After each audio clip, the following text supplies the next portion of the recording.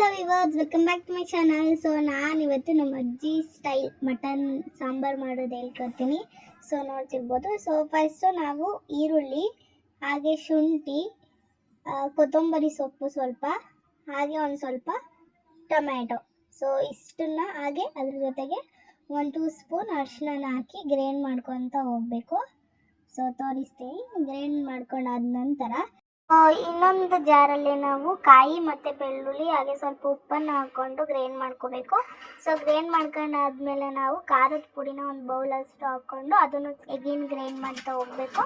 So grind ಮಾಡಿದ್ಮೇಲೆ ಈ ಥರ ಆಗುತ್ತೆ. ಮೊದಲು ನಾವು ಮಟನ್ನ ಬೇಯಿಸೋಕೆ ಹಾಕ್ಕೊಬೇಕು, ಅದು ಸಾಫ್ಟ್ ಆಗೋ ಥರ. ಆ ನಂತರ ಅದಕ್ಕೆ ಫಸ್ಟ್ ಆಡಿಸಿದಂಥ ಮಸಾಲೆನ ಹಾಕ್ಕೋಬೇಕು. ಸೊ ನೋಡ್ತಿರ್ಬೋದು. ಅದನ್ನು ಬೇಯಿಸಿದ ನಂತರ ಎಗೇನ್ ನಾವು ಸೆಕೆಂಡ್ ಟ್ರಿಪ್ ಏನು ಆಡಿಸಿದ್ವಿ ಕಾಯಿ ಮಸಾಲೆನ, ಸೊ ಅದನ್ನು ಹಾಕೊಂಡು ಹೋಗಬೇಕು. ಇಷ್ಟು ಮಾಡಿದ್ರೆ ನಮ್ಮ ಮಟನ್ ಸಾರು ರೆಡಿ ಆಗುತ್ತೆ. ಸೊ ರುಚಿಗೆ ತಕ್ಕಷ್ಟು ಉಪ್ಪನ್ನು ಹಾಕಿ ಸರ್ವ್ ಮಾಡ್ಕೊಂಡ್ರೆ ನಮ್ಮ ಮಟನ್ ಸಾರು ರೆಡಿ. ಈ ವಿಡಿಯೋ ಇಷ್ಟ ಆದರೆ ಲೈಕ್ ಮಾಡಿ, ಶೇರ್ ಮಾಡಿ, ಕಮೆಂಟ್ ಮಾಡಿ, ಹಾಗೆ ಸಬ್ಸ್ಕ್ರೈಬ್ ಮಾಡೋದನ್ನ ಮರಿಬೇಡಿ. Thank you so much for